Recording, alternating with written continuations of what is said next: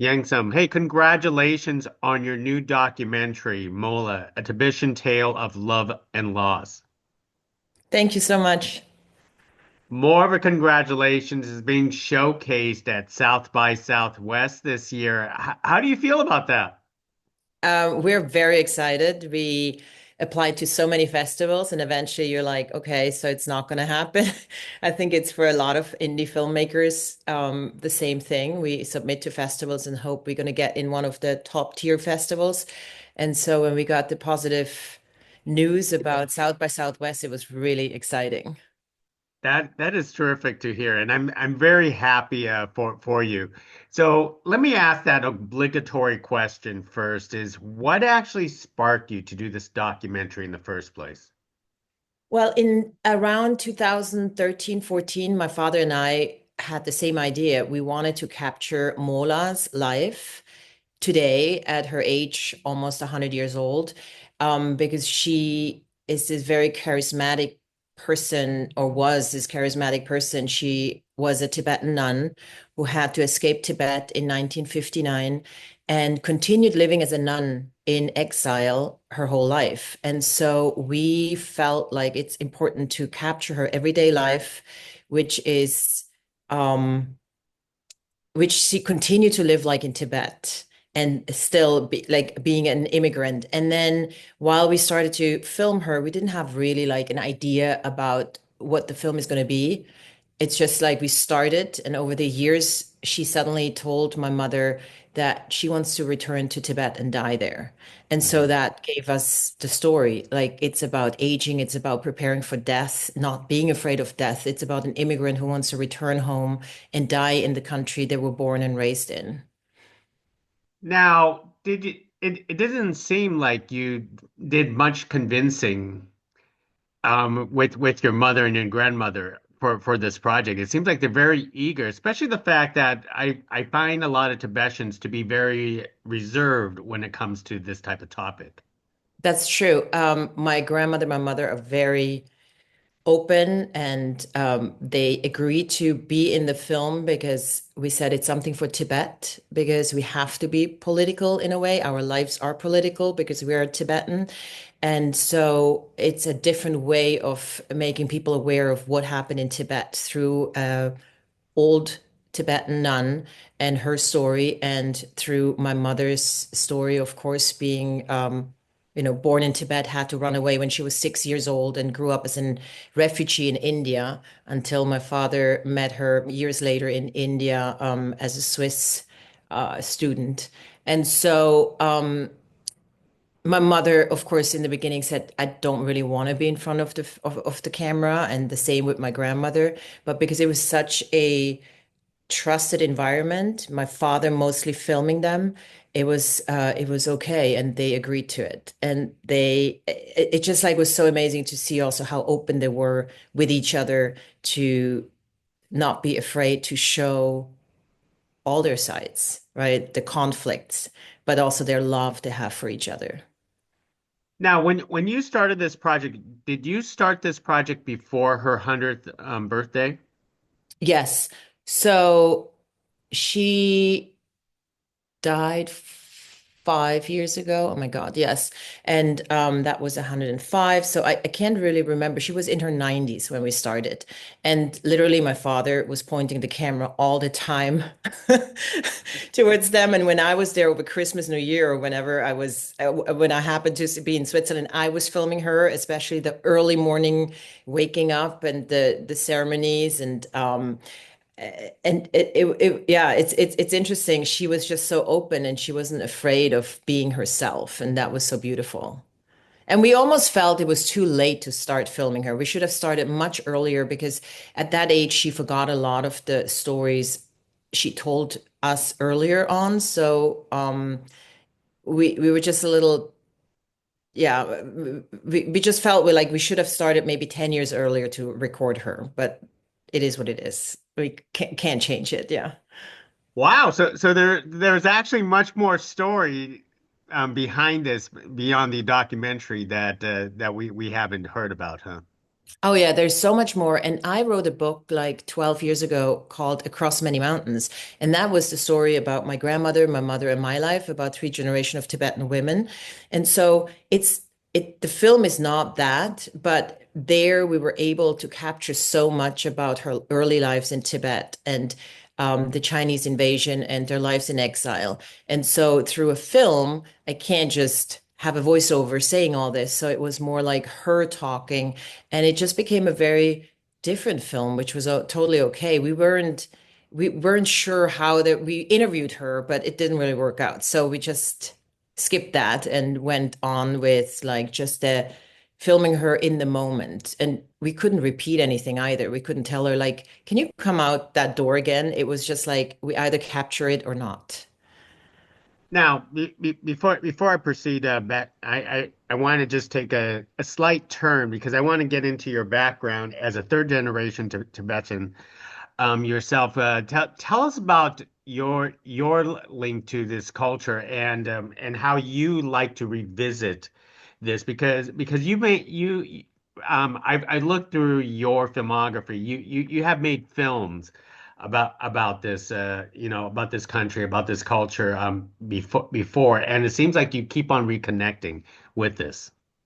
Yes, it is part of my life. When my grandmother, when I turned 20, 21, my grandmother said she's going to go on a pilgrimage to India and with her old friends. And India is a very holy place for Tibetan Buddhists. And so I felt like we need to capture this because it's a culture we're going to lose in my generation and the generation after because we don't know the prayers anymore. We don't live the life our ancestors lived like, and in Tibet they can't practice Buddhism as they used to practice it before.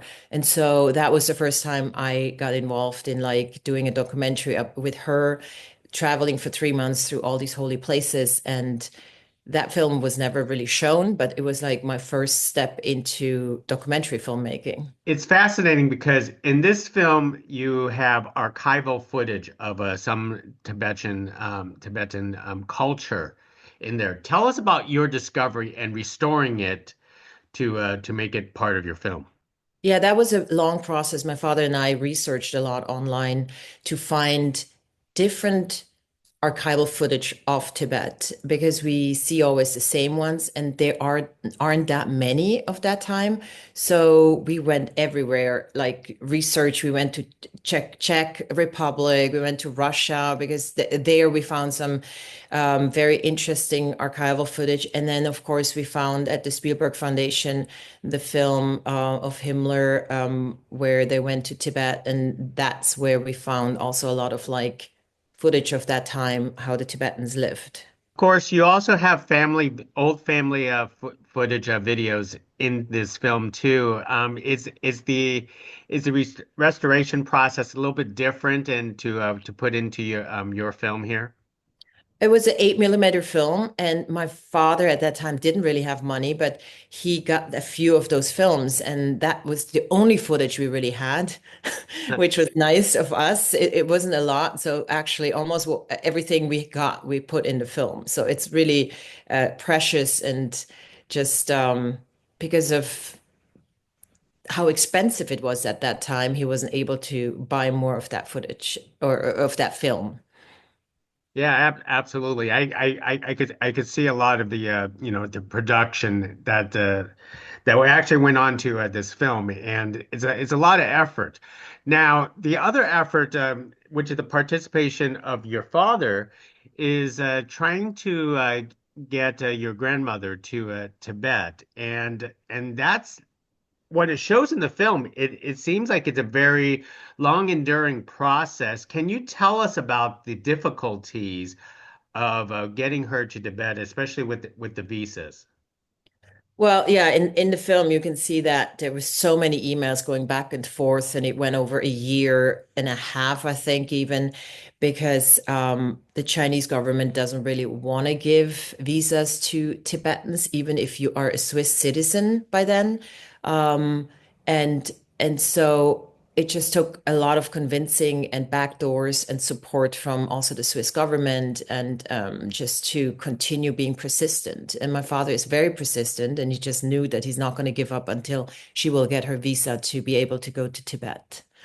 Is this a Chinese policy against everyone or just particular with ex-Tibetans?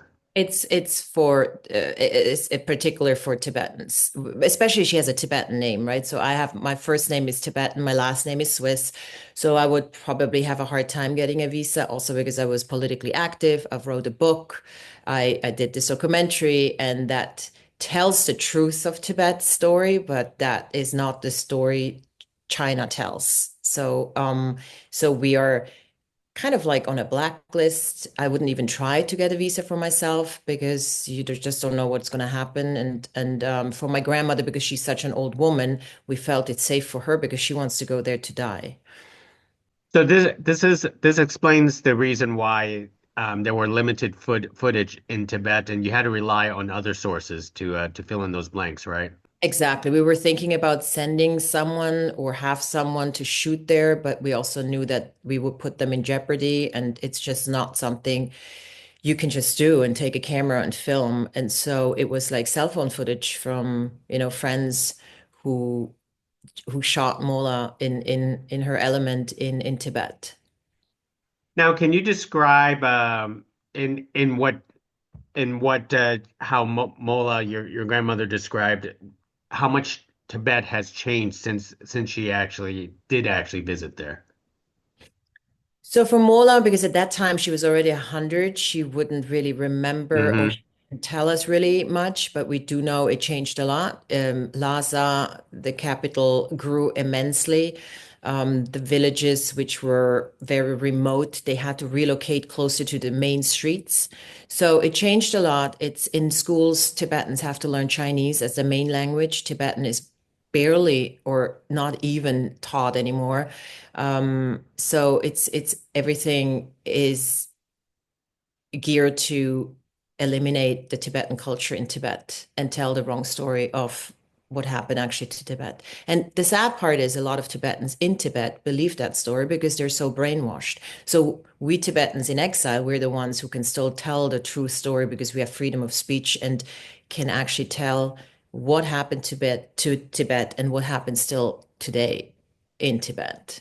And Yes, till today there's Tibetans running away from Tibet. They can't just leave. They have to escape to go to India or Nepal and get a different education and keep the culture alive. absolutely. Those are powerful themes and messages that we need to send out there. Now, between your mother and your grandmother, what's fascinating about your film is the fact that you managed to capture the intimate moments. Can you tell us about how you wanted to craft this narrative and edit these parts, to capture the hearts of the audiences? We had so many hours of footage, and my father and we just put the camera up there, and it started with an interview always because we asked my mother, ask this question to Mola, and it just evolved into something totally different. We just continued filming. So that's why all these emotional moments also where it comes from laughing to like, from jokes to very serious um, mother-daughter problems. And I have to say, my father and I, we were so lucky to have Samir Samperizi, our editor in Switzerland, and then afterwards Union with Jim Haygood, who found all these and put this together because we were so close to that material that we were overwhelmed. We had we had to start to translate because that was the biggest problem. It was all in Tibetan, and we didn't know a Tibetan editor or someone who understands Tibetan to edit. What are they going to edit together? So I started to do the initial assembling of scenes and then realized I need just help from professional editors and found then in Switzerland Samir, who was amazing, who started the project, and then we brought it to Jim, who finished it and really like made this the film which we can see today. Wow. And as a third generation Tibetan, you're still very fluent in Tibet. I'm not fluent. I understand. So the only person I spoke to was my grandmother. And sometimes with my mother when we wanted to have a secret language. But my vocabulary is so limited because I never use it. I grew up with Tibetan, with my grandmother being in our household. So how it is with immigrants, it's like that's my first language, but then suddenly you don't want to speak it. You want to speak, like you want to be Swiss, you want to be fluent in Swiss German and German. And then we had to learn French and English, so kind of Tibetan just went to the on the back burner. But we went to Tibetan classes. We learned how to write, which is a total different language almost. So I I'm so grateful for my parents that they sent me to learn Tibetan to read and write, but it's like very limited, unfortunately. Yeah.